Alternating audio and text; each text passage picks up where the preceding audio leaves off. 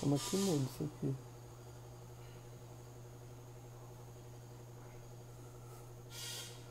Como é que muda? Aqui. Sim, agora tá.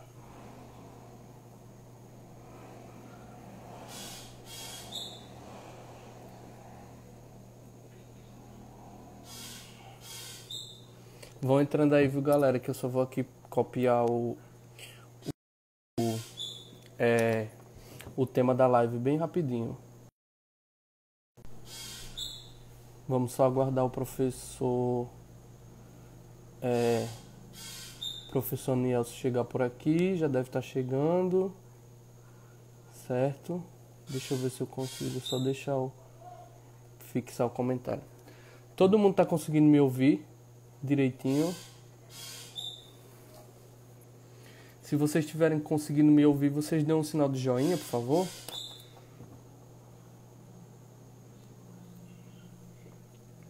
Tranquilo, né? Vamos só esperar o professor Marcos Eric entrar por aí. Enquanto isso, vocês vão enviando a live para o professor Marcos Eric, desculpa.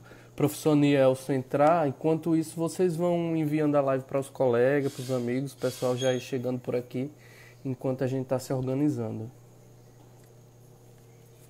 Professora Poliana está por aqui. Vicente. Thaís. Professor Nielson já entrou, vamos aguardar só ele solicitar aqui, que a gente já começa a iniciar esse bate-papo, que hoje vai ser bem legal, viu, pessoal? Deixa só ele aceitar. Deixa eu ver se ele aceita. Professor Nielson, o senhor pode aceitar aí, que eu já tentei adicionar o senhor. Veja aí se o senhor recebeu a solicitação. Caso o senhor não receba, aí o senhor solicitar a participação.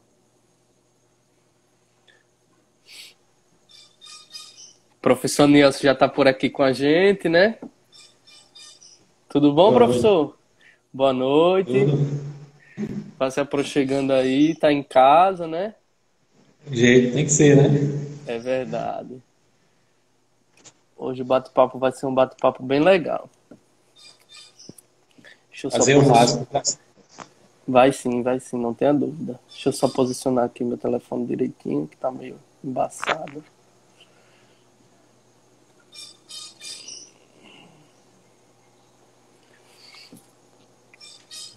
Vamos aguardando só o pessoal entrar, professor, um pouquinho, aí a gente dá início. Pediu o pessoal que... Tô ouvindo, professor. Vocês estão ouvindo o professor Niel, estão me ouvindo direitinho? Vão colocando aí o sinal de joinha, só para a gente poder ter noção de como é que está a situação. O centro acadêmico lá da UFESA está por aqui. Poliana Linhares, deixa eu ver quem é que está entrando, por ir cumprimentando. Márcio, acho que Saulo, Cássio, doutor Guilherme está por aqui. É um fiel telespectador das nossas lives aqui, né? Deixa eu ver, Ivânia. Professora Poliana, boa noite, professora. Cássio, aluno nosso, Cássio Kennedy. Vou enviando a live para o pessoal, para os colegas. Vamos só aguardar só um tempinho.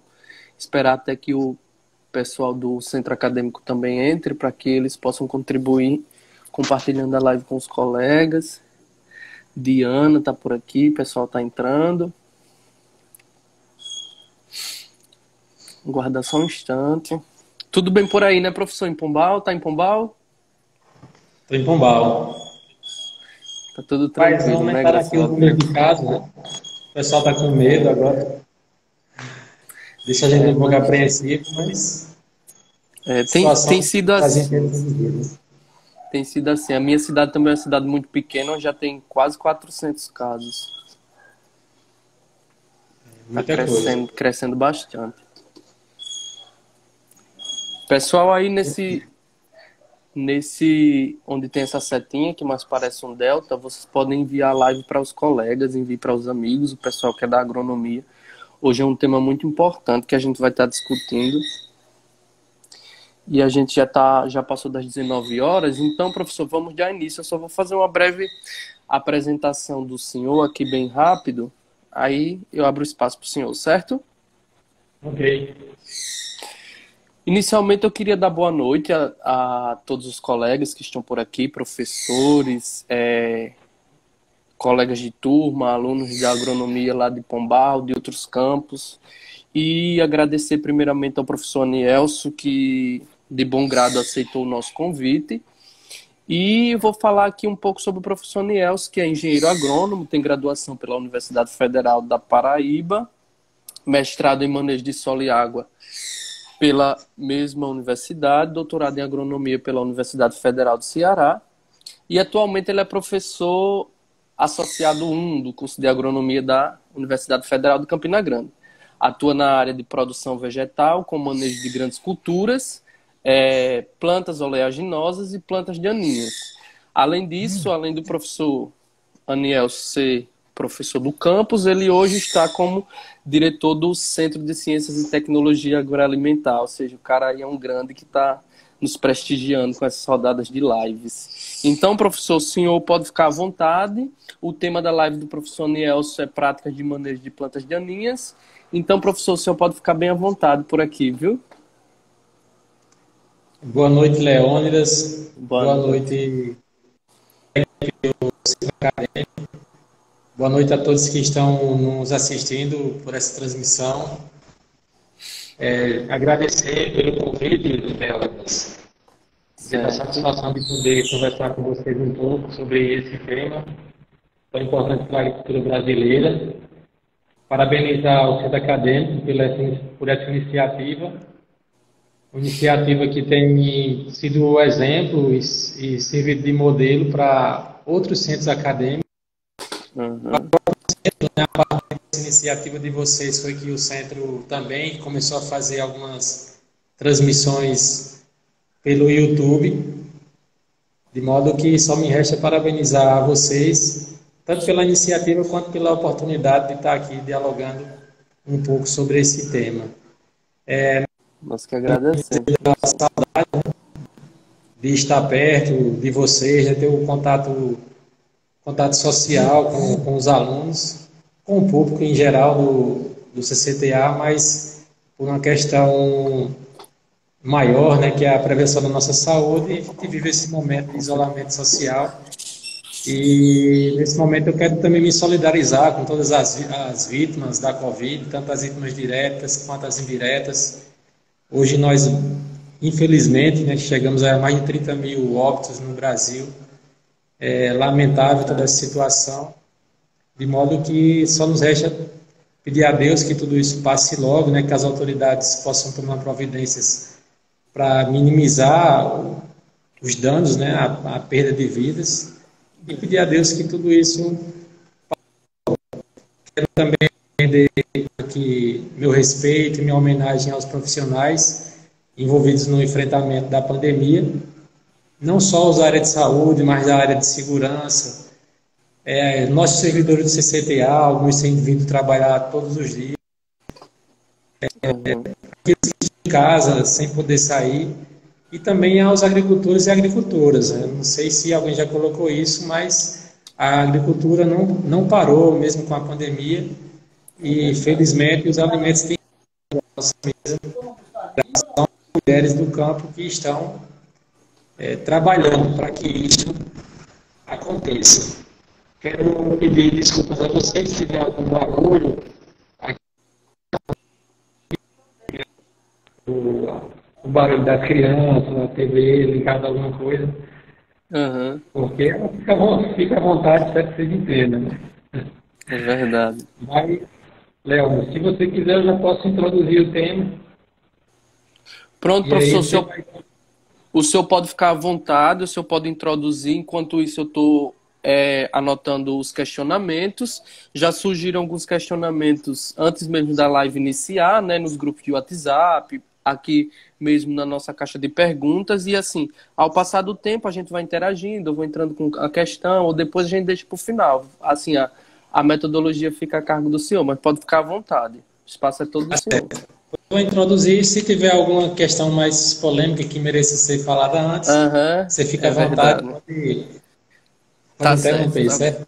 Tá ok, professor, fica à vontade, espaço todo do senhor. Bom, então, esse tema é um tema que nós propusemos, né, práticas de manejo de plantas daninhas.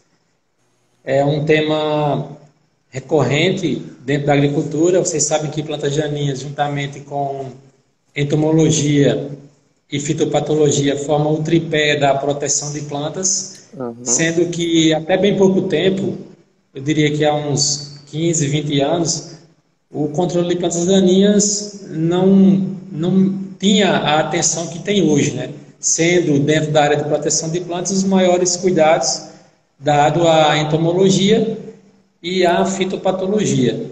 Mas devido aos danos que essas espécies causam à agricultura como um todo, não só a agricultura, mas outras atividades também, atividades industriais, atividades de lazer, essas espécies também causam danos, né? E daí a importância de serem adotados os métodos, as práticas de manejo das plantas.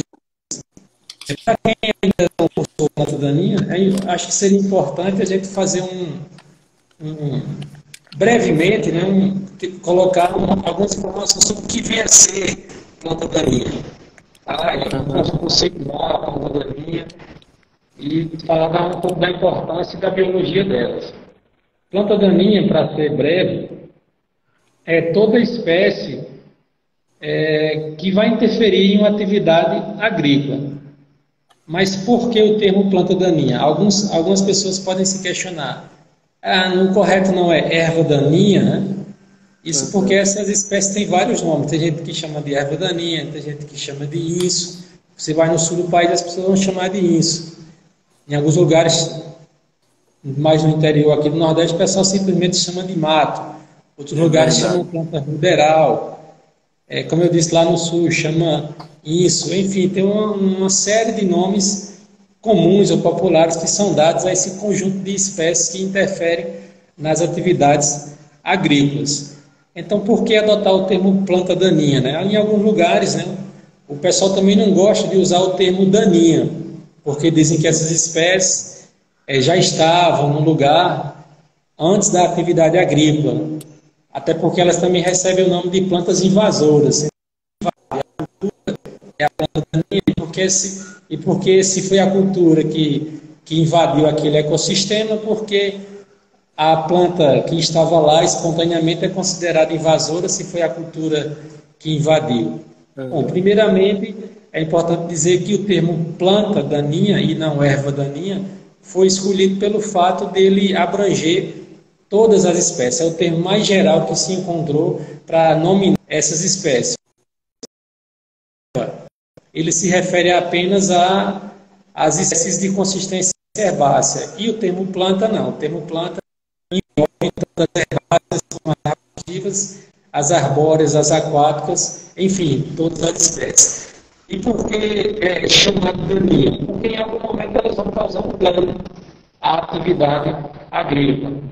E por que da crítica, por exemplo, ao termo planta invasora, né? Simplesmente porque cerca de 80% das espécies que são classificadas como daninhas são de fato invasoras. Verdade. Que é a piririca, é uma planta que veio da África.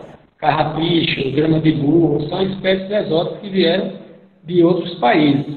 Então, de fato, elas são invasoras, só que devido à sua grande capacidade de adaptação, que se sua plasticidade fenotípica e ambiental, elas se adaptam ao ambiente e, por se adaptarem, parecem que elas são naturais ali, mas não são. Elas, de fato, são plantas exóticas que vieram de lugares. Mas é importante eu estabelecer aqui, nesse começo, primeiro uma definição de planta daninha, e dizer para vocês que a planta só vai ser considerada daninha se ela estiver interferindo em alguma atividade humana. Se ela não estiver interferindo, ela não é uma planta daninha porque não está causando dano. Por exemplo, no sistema de rotação de culturas, vou citar aqui milho e feijão. Eu cultivei milho, aí no ciclo seguinte, feijão. Durante algumas sementes, vamos supor que caíram umas sementes lá da espiga no e as sementes de milho germinaram e começam a aparecer plantas de milho no meio da lavoura de feijão. Então, aquela planta de milho, naquele momento, por estar interferindo e competindo com o feijão pelos recursos do ambiente, o milho acaba sendo, naquela ocasião, considerada uma planta daninha, porque ela é indesejada naquele momento, ela não é desejada, né, digamos assim. Ô, professor, e o milho não deixa de ser uma cultura de importância agrícola, né? Só está no lugar errado, na hora errada, né? Exatamente. É importante você colocar isso, porque aí todos podem entender, né, que não é só a tiririca, não é só a flor de seda, não é só o carrapicho, que é uma planta daninha. Se uma cultura estiver no lugar errado, se naquele momento, em si, ela é considerada uma planta daninha. Por isso que eu sempre digo nas aulas que, a priori, né, a princípio, nenhuma espécie pode ser considerada daninha, a não ser que ela esteja causando dano a uma atividade agrícola. E, no nosso caso, as plantas daninhas podem causar danos de duas formas. São duas formas de interferência, nós costumamos dizer. Nós temos a competição, que é a competição pelos recursos do ambiente. Que recursos são esses? Nutrientes, água, luz, CO2, o espaço em si. Porque vocês sabem que para crescer, a planta precisa de água, nutrientes e CO2. Se esse recurso se torna limitado pela falta de controle de planta daninha, aí se estabelece a competição e a cultura normalmente é prejudicada no processo competitivo com as plantas daninhas. A outra forma de interferência é a alelopatia, que nada mais é do que a interferência de uma planta sobre a outra pela liberação no ambiente de substâncias que a gente chama de aleloquímicas, que são substâncias químicas, frutos do metabolismo secundário da planta, utilizadas na defesa vegetal. Esses aleloquímicos tanto protegem as espécies, por exemplo, de ataque de herbívoros, insetos, por exemplo, ou até mesmo de animais como um bode, um carneiro, que quando se alimentam de uma planta sentem aquele sabor amargo. O sabor amargo é devido ao aleloquímico, como também pode ser exudado pelas raízes, pode sofrer mutação pelas folhas e interferir no crescimento de outras lavouras. Então, quando você tem uma lavoura, a gente falou aqui da questão do milho, você tem uma lavoura como milho ou feijão, o agricultor prepara aquele solo, estabelece toda a situação necessária para o plantio, para o cultivo, para que tenha uma boa produtividade, para que gere lucro, né, que tenha uma produção sustentável. E se o manejo de planta daninha for negligenciado naquele momento, pode ser que todos os cuidados que o agricultor tomou com o estabelecimento e as práticas culturais da lavoura possam ser perdidos pela negligência no controle das plantas daninhas. Ô professor, ainda nesse contexto inicial, surgiu um questionamento sobre se existia diferença entre plantas daninhas, planta espontânea, qual a melhor utilização do nome, utilizar-se daninha ou espontânea. Repete, por favor, Leandro. Professor, ainda nesse contexto inicial, surgiu uma dúvida que era o seguinte: plantas daninhas ou plantas espontâneas? O pessoal deu uma pegada mais agroecológica, né? O pessoal sempre tem uma visão diferenciada.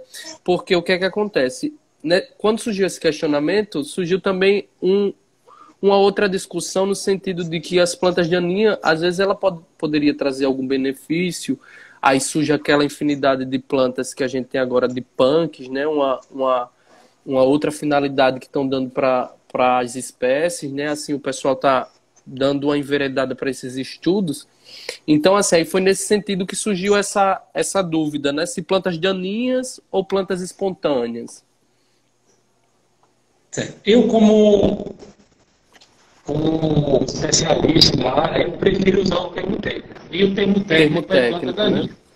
Né? Uhum. Até porque o termo planta espontânea dá a entender que a planta chega. Nós sabemos que o principal, como que eu diria, propagador das plantas daninhas é o próprio homem.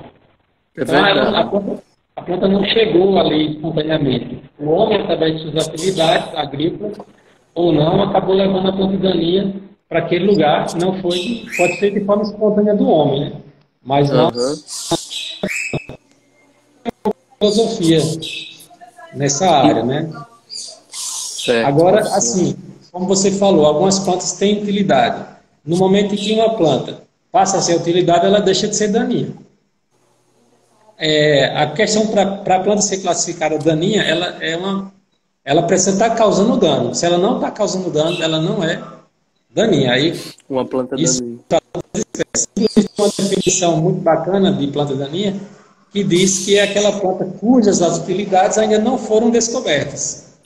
Você É descobriu verdade. a utilidade dela, ela deixa de ser daninha, né? Uma planta daninha, tem razão. E que, inclusive, elas hoje podem até ser empregadas com outra finalidade, né? Cobertura do solo, a gente tem outras características, né? Planta daninha combatendo, inclusive, plantas daninhas, né? Porque se a gente faz cobertura do solo, a gente acaba impedindo que outras plantas acabem lá emergindo e causando um dano por competição, né? Tem uma infinidade de coisas, né? Não tenha dúvida. Inclusive, algumas servem como a gente são visitadas por muitas abelhas e aí Aham, ajuda também até na atividade apícola. Algumas verdade. são indicadoras de solo ácido, solo fértil, solo degradado, algumas são indicadores de poluição da água, de modo que elas também têm muita utilidade. Eu uso o termo planta daninha simplesmente por uma questão técnica, mas eu devo dizer que eu não me sinto muito confortável não, porque eu acredito que todo ser vivo, independente de ser animal ou vegetal, tem uma função na natureza, e Verdade. com as plantas daninhas também acontece isso. Verdade, professor, é isso mesmo. É como o senhor falou, né? Enquanto não descobrir qual a finalidade, para que serve, um outro potencial dessas plantas, né? Ela acaba recebendo essa nomenclatura, né? Mas é questão da ciência, os estudos, os avanços que vão tendo corriqueiramente, diariamente, a partir do tempo, né? Que vai dando uma outra função para essas espécies dentro do ecossistema, não somente de competição, né? Um professor Daniel, que sempre dizia isso, né? Nós precisamos observar a natureza e ver o que elas estão oferecendo. Muitas vezes tem uma espécie que está ali a princípio sem nenhuma utilidade, a gente não dá nenhuma atenção a ela, mas ela tem um É. grande potencial. Inclusive tem uma história bastante antiga, não sei se é verdade, mas dizem que o velcro, né, aquele Aham, que é usado para fechar a bolsa, antigamente tinha muito em carteiras, né? aham. Foi idealizado a partir da semente do carrapicho, da semente Do não, do fruto do carrapicho. carrapicho. O cara chegava em Aham. casa, todo dia tinha que limpar a calça cheia de carrapicho, que ele passava pelo mato, e ficava muito irritado com aquilo. Ele disse, olha, essa planta não tem nenhuma utilidade. Aí, de repente, ele disse, não, deve ter. Se eu conseguisse criar um objeto semelhante a essas estruturas anatômicas que tem esse fruto aqui, talvez servisse para alguma coisa. E aí o cara É. foi e idealizou o velcro, né? Ele não usou a planta, né? Mas a partir dela ele teve essa ideia. E tem outras espécies também que eu observando visualmente tem potencial, por exemplo, além farmacêutico, tem potencial também na reciclagem de nutrientes, porque o sistema radicular das espécies daninhas é bastante agressivo, podem penetrar camadas onde a raiz de uma cultura não consegue e assim extrair nutrientes que estariam imobilizados em camadas mais subsuperficiais do solo. E também podem ser, como você me falou, usados na cobertura do solo Aham. e outras atividades também. Elas ornamentação, por exemplo, tem plantas cuja flor é muito bonita, que É podiam ser verdade. utilizadas em jardins, Aquele... de forma devidamente organizada e controlada. Certo. É o mesmo caso da tiririca, né, professor? Que é uma das plantas daninhas que a gente sabe que difícil de controle, né? Mas que o extrato da tiririca hoje está sendo utilizado assim numa infinidade de coisas nos processos agrícolas, na produção agrícola, ou seja, né? Uma planta que causava tanto dano para alguma cultura que tivesse lá por competição, justamente por esse espaço que o senhor falou, acabou de dizer, hoje foi descoberta uma outra função para além do que ela já tinha inicialmente, né? Ou uma outra função para além do que as pessoas já conheciam, né? Então isso é muito importante. Não tenha dúvida, né? É uma espécie que se propaga e se reproduz da forma como a tiririca faz, deve ter ali no seu interior muito hormônio responsável por estimular o enraizamento, germinação de sementes. Inclusive tem alguns trabalhos com estimular o enraizamento de estacas, por exemplo. De modo que, tendo a comprovação científica, é uma espécie que pode ser utilizada com essa finalidade. Isso mesmo, professor. Se eu pode dar continuidade, que enquanto isso eu estou anotando aqui os questionamentos das pessoas, viu? Mas pode ficar bem à vontade. Beleza, então nós temos pelo menos 6 práticas de manejo, eu vou chamar de planta daninha, cada um chama da maneira que achar melhor, não tem problema. Nós temos pelo menos 6 práticas, 2 delas eu considero juntar. Que práticas são essas? São práticas preventivas, culturais, físicas, mecânicas, biológicas e químicas. E temos ainda uma sexta forma de fazer o controle das plantas daninhas, que seria o controle integrado de plantas daninhas, que juntaria 2 ou mais métodos de controle.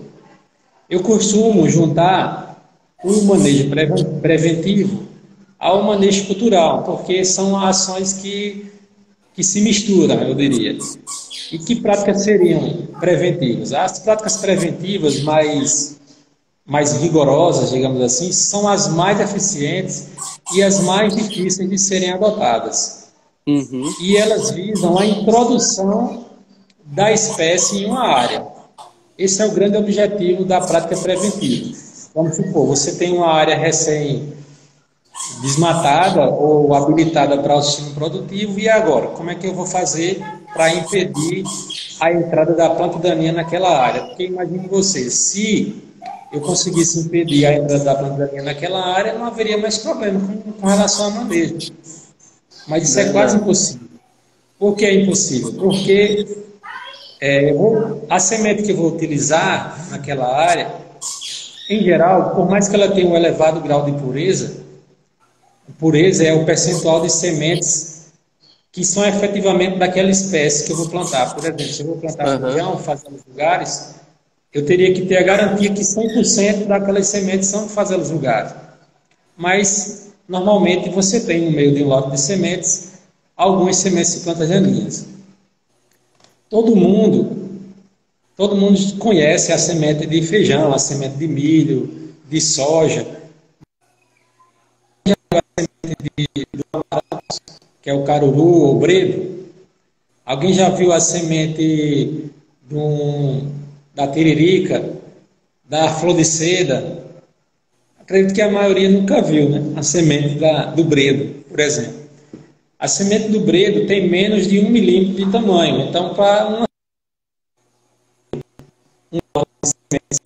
de uma planta cultivada é muito fácil. E vejam, na casa de dezenas ou centenas de sementes, uma planta daninha produz milhares de sementes. Se nós fôssemos comparar, por exemplo, o milho com feijão, se você contar em média quantas sementes tem uma espiga, você tem em torno de 600, 800 sementes em uma espiga. E uma planta de bredo, depois a gente pode apresentar essa planta para vocês, quem quiser ou amarantos, uma planta dessa pode produzir até 700 mil sementes. Ou seja, enquanto uma planta de milho está na casa de 600, 800 sementes, o bredo está na casa de 500, 600 ou até 700 mil sementes. De modo que uma única semente de bredo viável em um lote de sementes de milho pode infestar toda a área com. Por isso que é importante, dentro das práticas preventivas, a escolha de sementes ou uso de sementes com elevado grau de pureza. Mas já adianto que mesmo escolher sementes com elevado grau de pureza, vai ser muito difícil impedir que as plantas daninhas sejam introduzidas naquela área. Mas existem outras formas de manejo preventivo, como, por exemplo, a limpeza de máquinas e equipamentos agrícolas. O que pode ser feito em grandes propriedades, e é feito. Agora, em pequenas propriedades, existe uma grande dificuldade, especialmente no interior. Por exemplo, no interior, o que acontece? Quando começam as chuvas, a Secretaria de Agricultura dos municípios normalmente liberam a máquina do município para sair. Nas propriedades, né? Esse trabalho é muito pouco provável que o operador pare o arado ou pare a grade para poder limpar. E aí, quando ele não faz isso, os restos vegetais de uma planta daninha acabam passando para outra área. E aí, se você pegar espécies como as gramíneas e as ciperáceas, e aí você tem os capins, né, entre as gramíneas, e as ciperáceas como tiririca, que se propagam vegetativamente, aderidos ali no disco de uma grade ou de um arado, são facilmente reproduzidos por partes vegetativas e levados para outras áreas. Então, uma outra forma de controle preventivo, além do uso de sementes de boa qualidade, seria a limpeza de máquinas e equipamentos agrícolas. Mas você inclui aí enxada, foice, as botas dos operadores, as roupas, porque algumas sementes com as daninhas são muito fáceis de serem disseminadas. Como a gente citou aqui, o carrapicho, né, adere à roupa, adere à pena, à pele de animais. Também de um lado para outro. A formação de quebra-ventos também é uma estratégia preventiva, porque como as sementes de plantas daninhas, além de serem pequenas, tem sementes que são aladas, facilmente elas são transportadas pelo vento, dispersadas pelo vento. Quem nunca viu a semente da flor de seda, que a gente chama de Papai Noel, né? A gente... Flor de seda. Só de boa com aquelas estruturas de propagação de transporte, né? Vamos usar assim, de transporte para outras áreas. Então, a instalação de quebra-vento também evitaria que essas sementes passassem de uma área para outra. Mas também, nós precisamos ser sinceros, quase impossível a gente ver quebra-vento nas propriedades agrícolas, é quase impossível ver as pessoas limpando máquinas e equipamentos. Sementes de boa qualidade, a gente ainda tem um bom controle, porque as sementes comercializadas já vêm lá com a indicação do grau de pureza. Mas em outros lugares as pessoas costumam fazer o quê? Guarda a semente de um ano para outro. E se aquela área foi infestada com a semente que você guardou, mesmo tendo um bom potencial de vigor, de germinação, ela não tem um bom grau de pureza. E aí o Ministério da Agricultura tem uma portaria que regula a questão das espécies aptas para o plantio de pureza. Inclusive até veda, né, o transporte de sementes de uma região para outra, para evitar justamente a inserção de sementes de plantas daninhas em áreas onde elas não ocorram. Temos o quê? Podemos citar, vou citar apenas algumas. Nós temos um bom preparo do solo. E por que um bom preparo do solo é importante? E aí eu chamaria a atenção para a importância de disciplinas como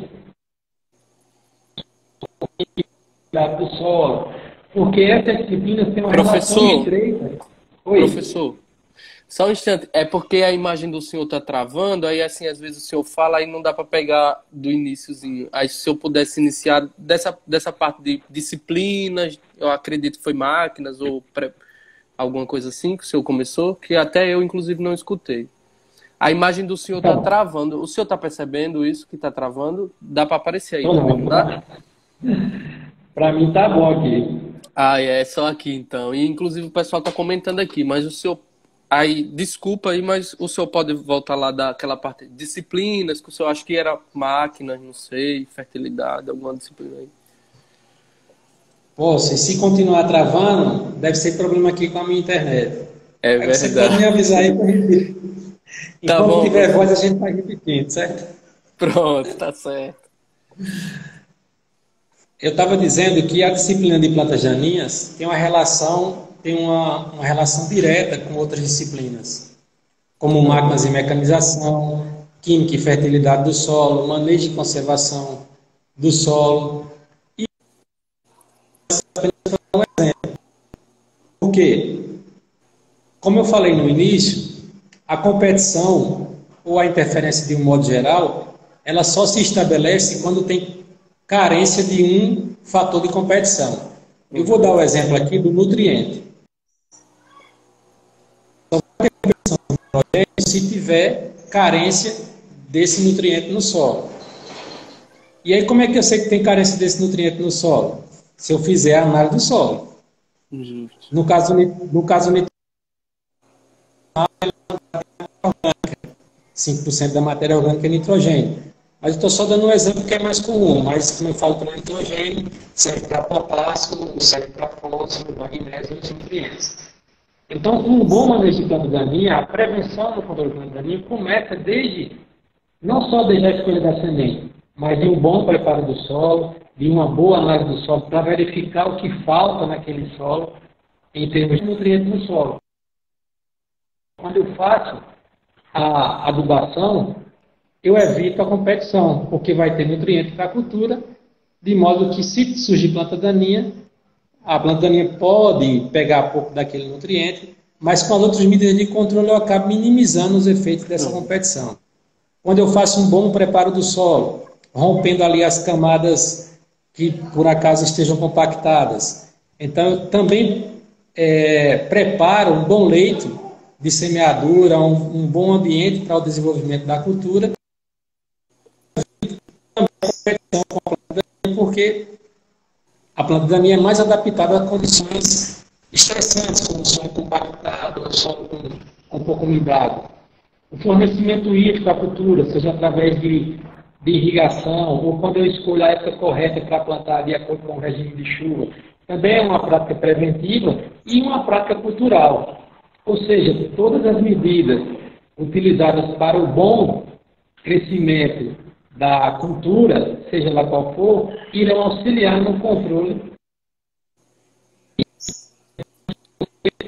A gente pode citar aí um bom preparo do solo, uma boa análise do solo, irrigação, calagem, rotação de culturas, consociação de culturas, adubação verde, cobertura morta. Se não tiver cobertura morta vegetal, você usar um plástico. Enfim, são todas essas práticas que auxiliam, práticas preventivas e culturais que auxiliam no controle das plantas daninhas. Ô, Além dessas professor, duas, oi, professor, uma dúvida minha é a questão da capacidade do banco de sementes no solo das plantas daninhas, né? Que inclusive pode ser maior do que as culturas, geralmente, né? Porque a gente tem um banco de semente de plantas daninhas em profundidade muito superior do que geralmente as culturas cultivadas, né? De não tenha importância dúvida, Leandro. agrícola. Não tenha dúvida. Muito boa essa sua pergunta. E ela abre imagem para eu comentar sobre o banco de sementes no sul das daninhas. Para você ter uma ideia, em 1 metro quadrado, uma área de 1 por 1, nós temos de 2.000 a 50.000 sementes de plantas daninhas. Se nós pegarmos uma cultura como soja, que eu acho que é uma das mais adensadas no Brasil, no Aham. mundo inteiro, né? Nós vamos ter em 1 hectare estimado em torno de 250 a 300 mil plantas por hectare. Ou seja, numa área Aham. de 100 por 100 eu vou ter de 250 a 300 mil plantas de soja. Enquanto que uma planta daninha, apenas 1 metro quadrado eu tenho 50 mil. Se eu pegar 6 metros quadrados, já tenho 300 mil plantas, É. mil sementes. De modo que a intensidade ou a alta densidade de planta daninha no ambiente é muito grande. E a medida preventiva também remete à necessidade de evitar a produção de sementes de planta daninha numa área. Como é que eu faço isso? Eu faço para evitar florescimento das plantas daninhas. Como? Fazendo o seu controle antes da floração, porque se elas florarem e produzirem sementes, essas sementes vão abastecer o banco e cada vez mais vai aumentar a quantidade de sementes no solo. E como você bem disse, essas sementes têm um grande potencial de germinação. Algumas são dormentes, outras são quiescentes, algumas conseguem germinar de até 20 centímetros de profundidade. E é o que acontece, quando a prática de controle de planta daninha se limita, vamos supor, a 10 centímetros de profundidade do solo, aquela semente que está a 20 centímetros não foi atingida e, eventualmente, em determinado momento, pode vir a emergir, produzir algumas milhares de sementes e, assim, você tem uma ressurgência, uma reinfestação da espécie daninha na área. Verdade. Há quem diga, né, professor? Certa vez eu escutei que a única capacidade que não compete... O senhor me ouve, professor? Cortou, fala aí. Certa vez eu escutei que a única capacidade que não compete às plantas daninhas, quando comparada às culturas, né, é que elas não têm capacidade de crescer em fileiras ordenadas, né? Mas, assim, as demais características elas têm todas, né? Você botar ela para crescer em fileira ordenada, ela doença. Que já seria uma fase de domesticação, né? É verdade. Como tem ocorrido, inclusive, com a flor de seda, né? O Calotropis procera. Existem vários estudos para tornar essa planta uma forrageira. Uhum. Mas já se observou que quando coloca ela no sistema de cultivo, em espaçamentos,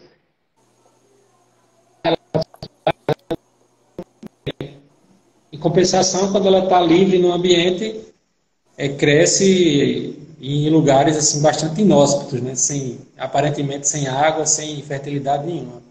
Até pela capacidade de dispersão dessas sementes, né? Que é pelo vento e cada fruto produz uma quantidade de semente muito grande, né? Exato, exatamente. Outras medidas, Leônidas, além dessas preventivas e culturais, são as medidas físicas. Uhum. E eu já dou um exemplo de uma medida física que algumas literaturas dizem que a medida física é a capina com enxada, ou o roço com a foice, por se tratar de uma ação física do operador. Isso. Mas aí outras literaturas dizem que não, né? O controle físico é aquele em que você usa um método físico, e quem vai fazer o controle não é o operador nem a ferramenta, e sim é o método físico. E o método físico mais conhecido e largamente utilizado é a inundação, muito utilizada em lavouras de arroz, por exemplo, já que o arroz é cultivado em sistema arroz de terra baixa, é cultivado em condições de inundação, diferentemente do arroz de terras altas, que é cultivado em condições de terra seca, né, sem a inundação. Boa parte delas, com exceção do capim-arroz, que é o Echinoclora cruz-galho, que consegue respirar na água, na lavoura de arroz, quando você inunda, a maioria das plantas não consegue resistir àquela situação de falta de oxigênio, que é que a gente chama de anoxia, falta oxigênio, a planta daninha não tem condição de respirar, o arroz tem, por conta da sua estrutura anatômica e fisiológica, que dá a ele condições de respirar adequadamente. O arroz sobrevive e a planta daninha morre naquela condição de inundação. Uma outra forma de controle físico, que também não deixa de ser um controle cultural, é a cobertura de plástico, aquele plástico de polietileno que cobre o solo e impede fisicamente que a planta daninha emerja. Muitas vezes a semente até germina. Ela germina, mas não consegue romper o plástico e aí morre, com exceção da tiririca, né? Era isso que eu ia dizer, professor. Tive um experimento lá na fazenda com pimentão que a gente testou coberturas do solo, né? Inclusive utilizou o mulch lá. E a tiririca, meu amigo, não tinha mulch, não tinha cobertura, não tinha nada que contesse a tiririca, porque ela crescia assim, de forma descontrolada. De fato, é uma planta muito agressiva, é considerada a planta daninha mais agressiva do mundo. Felizmente, ela ocorre mais em áreas de hortaliças, onde usa grande quantidade de matéria orgânica, né? Uhum. E em cana-de-açúcar também tem, porque normalmente as plantas daninhas que infectam ou que competem com a lavoura, elas são semelhantes a ela. No caso da cana-de-açúcar, por exemplo, é uma poácea, tiririca é uma ciperácea, elas têm, ambas são de folha estreita, né? Então tem uma relação Uhum. também entre a planta que sofre a competição e aquela que exerce a A competição. competição, Mas né? se a tiririca tivesse espalhada pelas lavouras que nos alimentam, né, que é o milho, arroz, feijão, soja, trigo, os danos seriam bem maiores, né? É verdade, tem razão, Devido professor. à dificuldade de controle, né? Já que é uma espécie que se propaga tanto vegetativamente como por sementes, né? E para você ter uma ideia, cada tubérculo de tiririca tem mais 60 tubérculos. E cada tubérculo de tiririca tem cerca de 10 gemas, né? Tem potencial para produzir mais 10 plantas em grande profundidade no solo. É, E de fato, como você quantidade. presenciou no seu experimento, para a tiririca a cobertura com plástico não é eficiente. Não funciona, né? Uma outra forma de controle físico seria o fogo, mas o fogo hoje em dia, em grandes áreas, não é utilizado, né? Com exceção da Amazônia, mas ali é criminoso, né? Se você me permite É aqui um verdade. parênteses. Um E trocadilho, em né? pequenas áreas o pessoal costuma usar, fazer o que no meu tempo né, chamava de coivara, né? Faz a limpeza do mato, junta tudo e queima. Também não é uma prática muito recomendada, porque além de poluir o ambiente, a atmosfera, também faz com que ocorra uma rápida mineralização Uhum. da matéria orgânica e que se tiver chuva, esses minerais são perdidos. Mas também Professor, já foi uma prática bastante utilizada. é, professor, agora sim, uma outra questão, quando vai para essa questão do fogo aí, que certa vez eu vi um vídeo no Instagram e o pessoal perguntando para que servia aquele vídeo. Mais ou menos um trator com um implemento puxando o que parecia mais ou menos uma vassoura de fogo passando no solo. E o pessoal dizia que era para controle de plantas daninhas. Tinha feito o preparo do solo, o revolvimento, né, para botar aquelas sementes para a parte arável do solo, para a superfície. O senhor está me ouvindo, professor? Tá. Estou. Para a superfície do solo, então eles passavam com esse trator. E a intenção era de impedir que essas sementes germinassem e viessem a emergir. Mas assim, quando a gente trata nesse quesito aí, também não tem um prejuízo para a microbiota do solo, a macrobiota, a questão da microfauna ali, uma questão de modo geral, assim, volta para a microbiologia do solo, que também é um fator bastante importante, né? Inclusive para a cultura que será a de importância agrícola que será implantada ali também. Acredito que vai depender muito da intensidade desse fogo, né? Se for um fogo bastante intenso, que eleve muito a temperatura no solo, se for um fogo permanente, pode prejudicar sim a microbiota, mas se for um fogo localizado, eu também já vi alguns implementos que fazem Uhum. isso, e eles aplicam o fogo dirigido, né? O fogo é dirigido para a planta daninha. Diretamente no solo eu nunca vi, mas para a planta daninha eu já vi. E aí exerce o controle diretamente, de forma localizada naquela planta. Aí nesse caso acredito que não tem problema. Ô, professor, e o Cássio Kennedy, ele perguntou se existe alguma forma de controle da tiririca. Qual seria a forma mais ideal, o método de controle mais adequado, que a gente sabe que é a mais agressiva de todas, né? Falar para você, se eu soubesse eu estava rico, viu? É. Mas assim, a prática que é mais utilizada ou seria a mais recomendada para essa planta daninha hoje? Certo. O que pode ser feito e deve ser feito são práticas preventivas. Por exemplo, se nós temos o conhecimento que a tiririca se propaga principalmente pelo meio de matéria orgânica, o que é que nós temos que fazer? Utilizar matéria orgânica de boa qualidade, de Uhum. procedência conhecida. Se eu tenho no campo, vou dar só um exemplo para você, um animal que se alimentou de restos vegetais que tem semente, que tem tubérculo de tiririca, um bovino, por exemplo, ruminante, quando ele vai pastar em outra área, ou quando eu vou utilizar o esterco daquele animal, certamente vai ter semente da tiririca.